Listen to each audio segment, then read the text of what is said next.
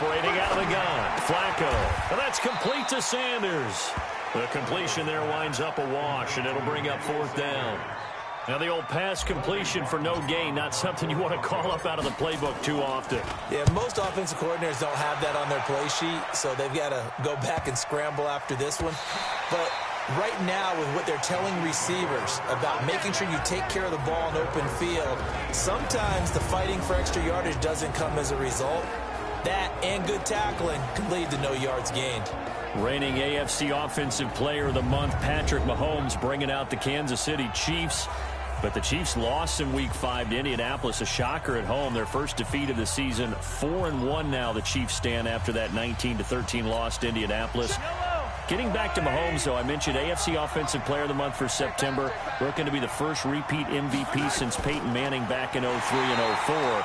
But he had his struggles on that Sunday night against Indianapolis. 22 of 39, 321 yards, 1 touchdown. Good numbers for most players, but maybe not for Patrick Mahomes, as this offense scored their fewest points in any game that Mahomes has started in his young career.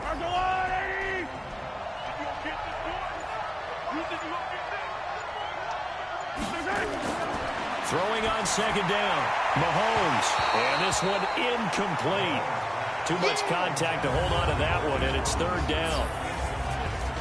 And a look now at how the Broncos line up defensively. Well, that showcase cornerback Kareem Jackson has brought his talents from Houston to Denver, and the Broncos are really excited about using him all over their secondary. Primarily a corner for most of his career, the last couple of seasons he swung back to safety as well, and has done a nice job in both spots. They had the incomplete pass on 2nd down. Now they need a big play here, 3rd and 10. Shotgun snap to Mahomes.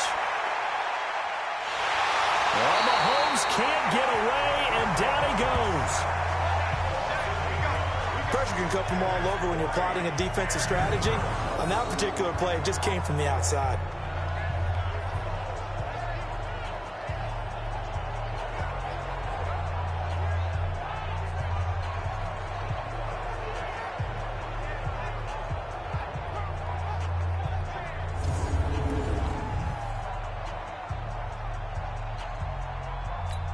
Here's Dustin Colquitt now, as his first punt will come from inside his own end zone.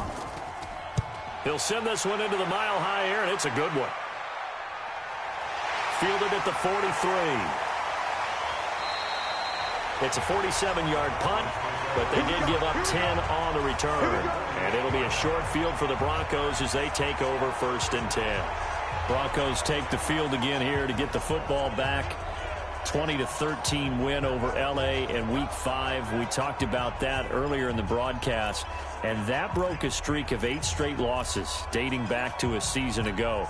12-25 this franchise is in the last 3 years, but at least they got that win to get to 1-4, snap the losing streak, and now they come home for 2 games. They'll face the Titans in Week 6, and then a tough one as the Chiefs come to town in Week 7. 5 yards on the catch there, brings up 2nd down. And let's take a look at the defensive starters for Kansas City. When your defense ranks 31st against the pass, you have to make moves in order to make it better. And the Chiefs did exactly that in bringing in safety Tyrann Mathieu, who has great instincts and the ability to play both safety and nickel corner. I love the way that he roams around the secondary and brings a great attitude and edge to the locker room. On 2nd down, a run with Lindsey. And he is met at the line of scrimmage, and he goes down right there. The linebacker, Anthony Hitchens, there on the stop. They'll need to get this to the 38. That's where the 1st down marker is here on 3rd. From the gun, Flacco. And he finds Hamilton. That's complete. It'll be a pickup of 16 and a Bronco 1st down. Hamilton, the 4th-round pick, had a very productive career at Penn State where he was teammates with Saquon Barkley. And the tandem of he and Cortland Sutton brings some solid youth to that Bronco receivers room. And now the 24-year-old Hamilton hoping to build on what was a 30-catch campaign from a season ago as a rookie.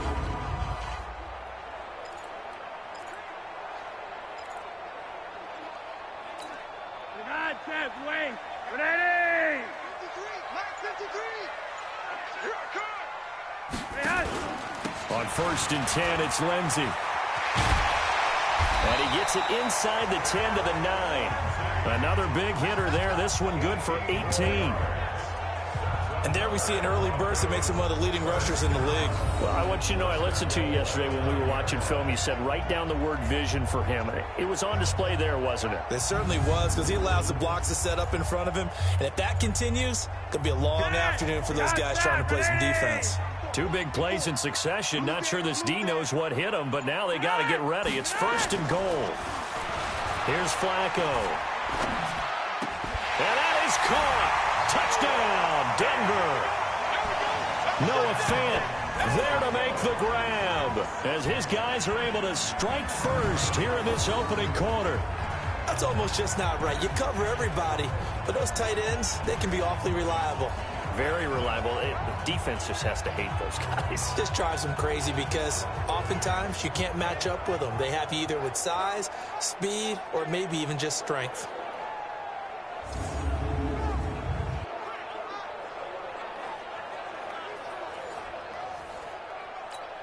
On here, Brandon McManus for the point after. And he's got it. 7-0 Broncos. The drive summary that time, 5 plays. And it ends with a Denver touchdown.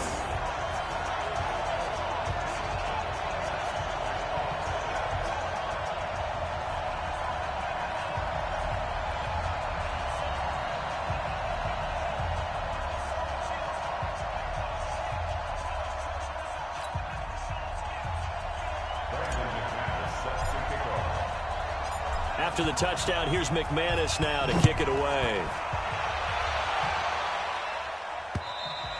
And the mile-high air in full effect as that's out of the back of the end zone for a touchback. Kansas City's offense coming back onto the field, and they are doing so at 4-1. As we discussed earlier in the broadcast, a really surprising loss in Week 5 at home to Indianapolis, 19-13. And now 2-5 in primetime games the last couple of years, so they haven't been good under the bright lights, which is really where you would assume this crew would excel. But next up, they'll be home again to face the Texans, at the Broncos on a Thursday night, and then home again against Green Bay. So a couple of tough ones in there. And one interesting note, they snapped a streak of 25 straight games with 25 points or more when they only put up 13 against Indianapolis. I think it all came together there. In-breaking route, drove it with excellent pace. Money throw right there to move the sticks.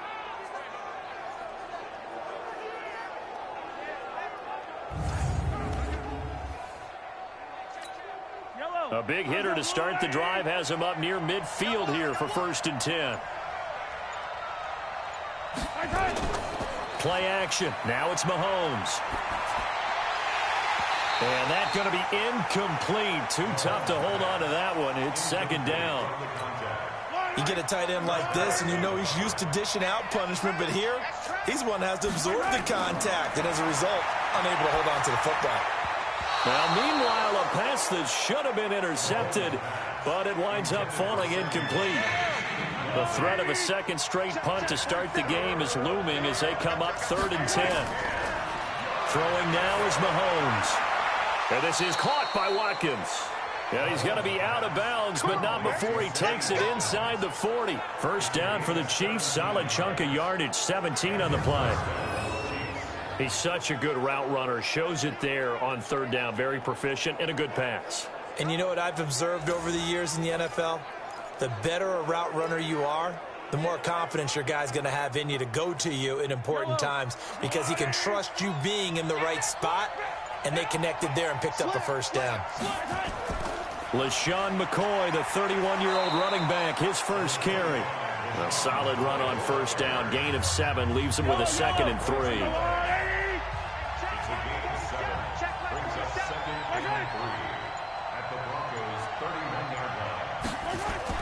On second down now. It's McCoy. He winds up getting only a couple there. Down to the 29.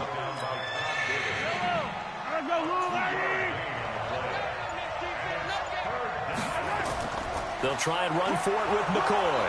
And he's able to pick up the first down here before he goes down at the 26.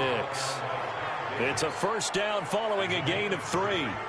A much different second drive here, Charles. They go 3 and out the first time. This time they've been able to sustain something downfield. And that's what often happens. You get the game started. You know, you have to get your footing underneath you. You have to get used to the flow of the game, the speed of the game. And sometimes that first drive is more of a probing drive. It appears they found something here in the second one. That's complete to Robinson. And he'll lose yardage here, going down back at the 28. It's a loss of 2 there, bringing up second down. Well, I know it goes against the instincts of the person catching the ball because all you're ever taught is catch the football, don't drop it. But drop it there. Yeah, in that situation, dropping it would have been better. End up losing yardage, even though they completed the pass. As good as a sack. Yeah, how about that? Although they won't get the same credit for it, and it won't help them at contract time. They get 11 back on that one. It leads to third down. 9th play coming up here on this drive. This is 3rd and a yard. They go back to the ground with McCoy. McCoy's got the first down and more. And he gets it all the way down to the 3. They're able to convert on third down, and that sets up a 1st and goal. The first drive this unit had, they punted. This drive, much more polished, just looking crisper, aren't they, moving the ball? Maybe the first drive was a little bit of a wake-up call. Probably a little bit angry that they had to punt the ball away the first time they had it. Got motivated, got to the sideline, said, okay, let's not let that happen here as we take over again. Now a man who really came on late last year, it's Damian Williams. And that one blown up quickly as he's going to be stopped before he could even get started. That's a really alert defense there because they saw the heavy look come in from the offense, countered it with extra linebackers who brought a little bit of speed and heft, and able to really make a big-time play for their defense. Now from the 7, here's 2nd and goal.